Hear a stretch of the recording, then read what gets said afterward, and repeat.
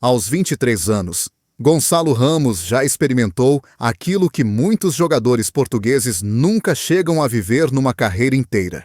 De herói inesperado num Mundial, celebrado como o novo rosto do ataque da seleção, passou rapidamente para um silêncio desconfortável, cheio de dúvidas, críticas e pressão constante.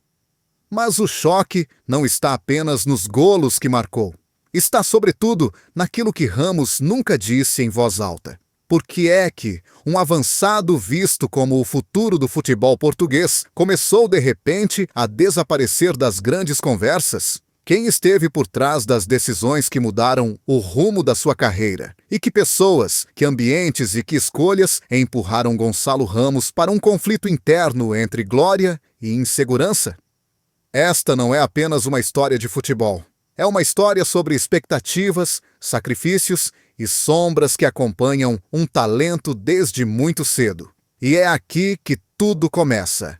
Com o número 5. Número 5. Roger Schmidt. Quando Gonçalo Ramos começou a explodir no Benfica, muitos acreditavam que tinha finalmente encontrado o treinador perfeito. Roger Schmidt era visto como o homem que confiava nos jovens, que lhes dava liberdade e intensidade. Mas, por trás das vitórias e dos aplausos, a relação entre ambos nunca foi tão simples Nhungoi Tatuong. No início, Schmidt apostou em Ramos como símbolo da nova geração encarnada. Um avançado móvel, agressivo, disposto a pressionar e a sacrificar-se pela equipa. Ramos respondeu com golos, com entrega total, com a sensação de que estava pronto para dar o salto definitivo. No entanto, à medida que a pressão aumentava, algo começou a mudar. Insiders do clube lembram que Schmidt exigia uma disciplina tática quase obsessiva. Cada movimento era controlado, cada erro era analisado ao detalhe. Para um jovem avançado, essa pressão constante começou a pesar. Havia jogos em que Ramos sentia que um simples falhanço podia custar-lhe a confiança do treinador. E, para um jogador que vive de instinto, isso é devastador. Nos bastidores, falava-se de conversas tensas. Schmidt queria mais frieza, mais eficácia, menos emoção. Ramos, por outro lado, sentia que estava a perder a espontaneidade que o tornara especial. Testemunhas recordam um momento em particular, após um jogo importante, em que o avançado saiu do balneário em silêncio absoluto, o olhar perdido, como se tivesse percebido que já não era intocável. O clímax dessa relação surgiu quando começaram a aparecer rumores de saída. Para Schmidt, era apenas gestão de plantel. Para Ramos, era o sinal claro de que precisava de procurar outro caminho. A confiança estava a quebrar-se, lentamente, mas de forma irreversível.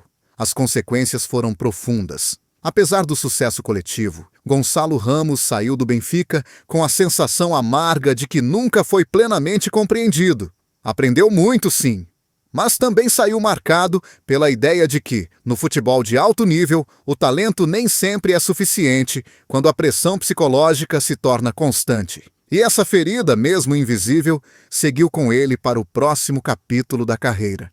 Número 4. Christophe Galtier.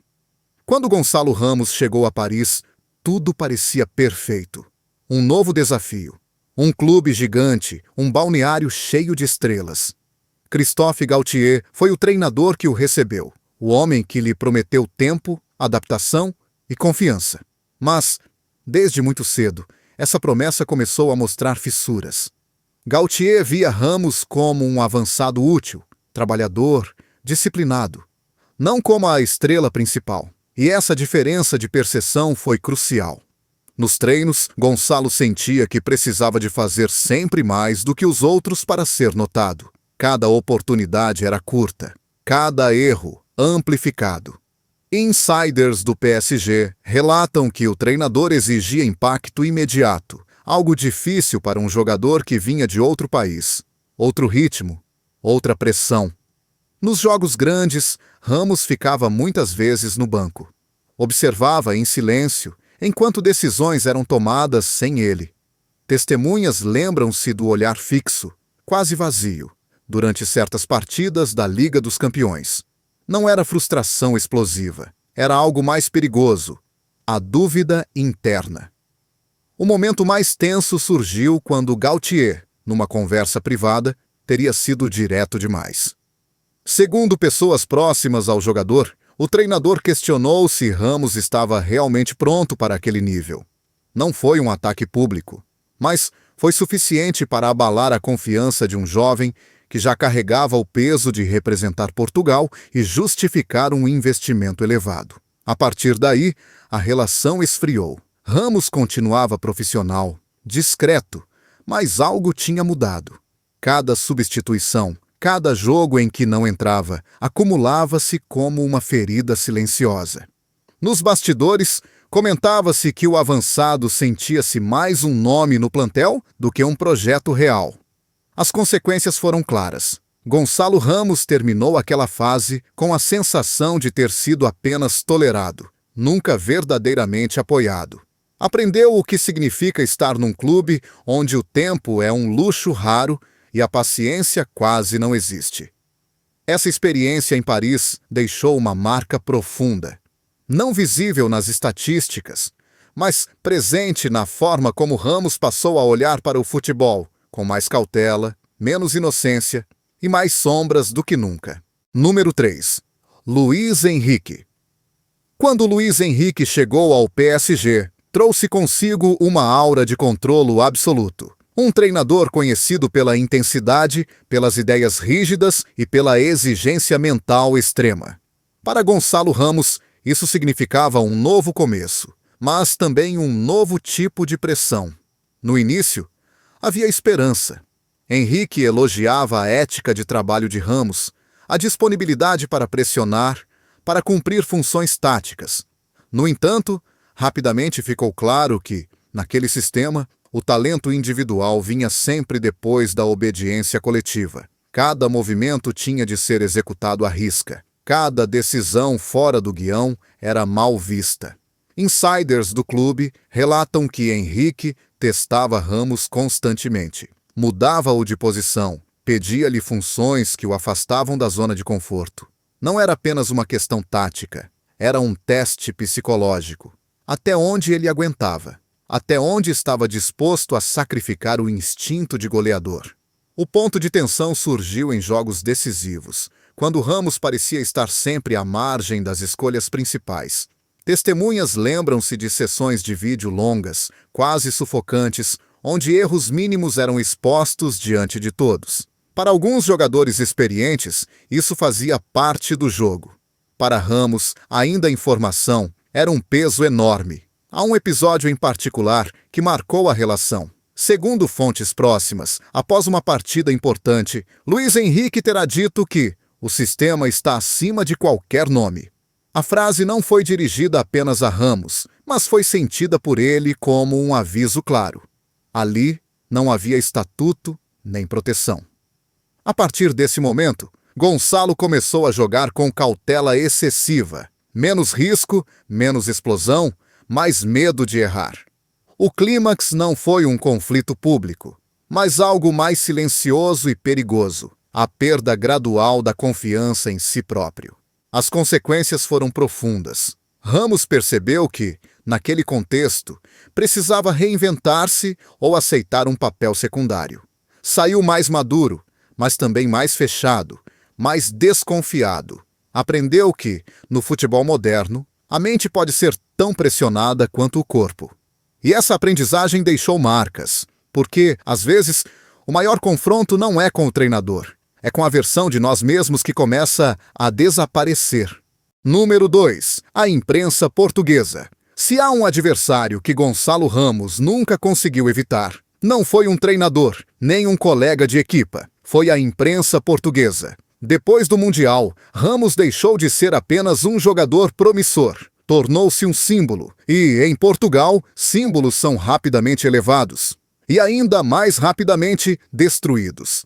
Cada jogo passou a ser analisado ao microscópio. Cada estatística comparada. Cada silêncio interpretado como problema. Insiders próximos ao jogador revelam que Ramos começou a sentir um peso constante fora do relvado.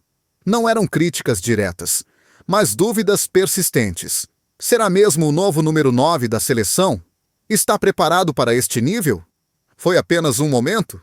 Perguntas repetidas, semana após semana, até se transformarem numa narrativa. Testemunhas recordam que, mesmo em jogos razoáveis, as manchetes destacavam o que faltava, nunca o que estava lá. Um golo falhado tornava-se um drama nacional. Um jogo discreto virava sinal de regressão.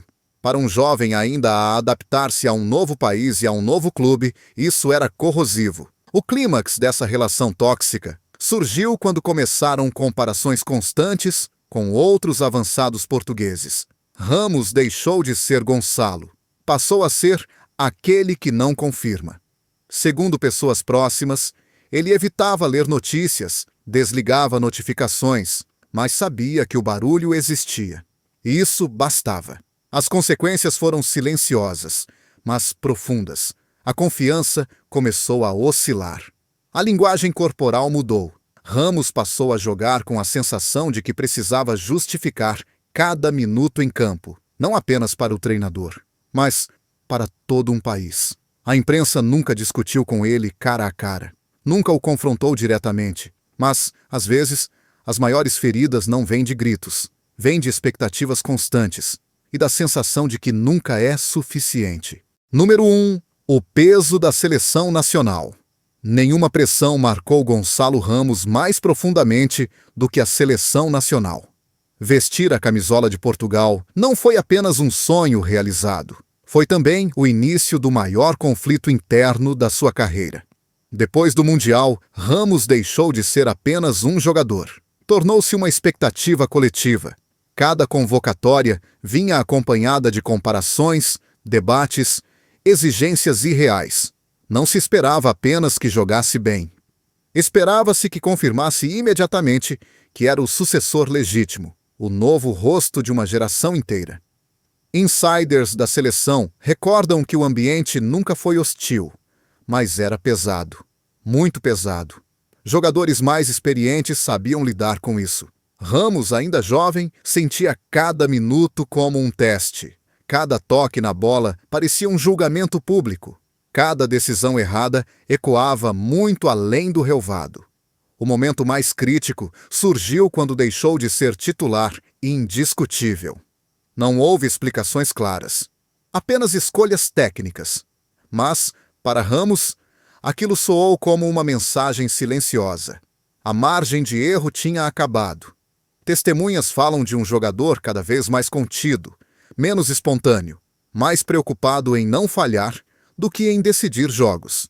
Nos bastidores, comentava-se que Gonçalo carregava a seleção como um fardo emocional. Não queria desiludir o país. Não queria ser visto como uma promessa falhada. E essa necessidade de provar valor começou a sufocar o instinto que o tornara especial.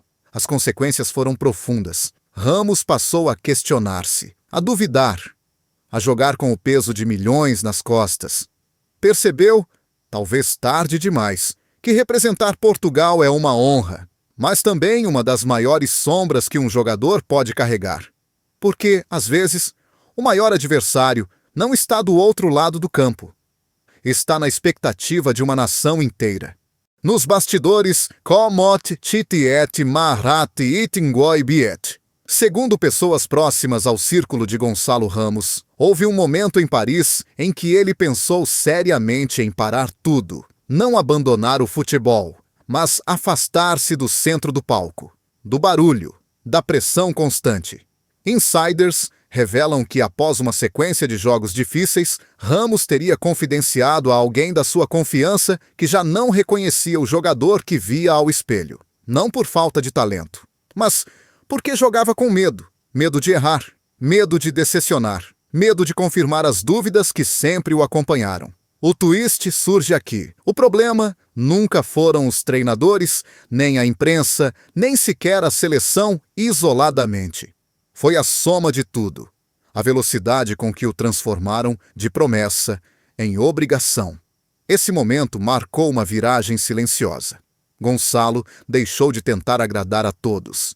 Começou a proteger-se, a escolher o silêncio em vez da explicação pública. a trabalhar longe das câmaras, longe das manchetes. Não houve escândalo, não houve confronto público, mas houve algo mais raro no futebol moderno. Uma decisão interna de sobrevivência emocional. Hoje, Gonçalo Ramos continua a ser um jogador observado, analisado, julgado. Mas algo mudou. Ele já não carrega a mesma ingenuidade, nem a mesma urgência de provar tudo a toda a gente. As sombras não desapareceram. Ainda estão lá.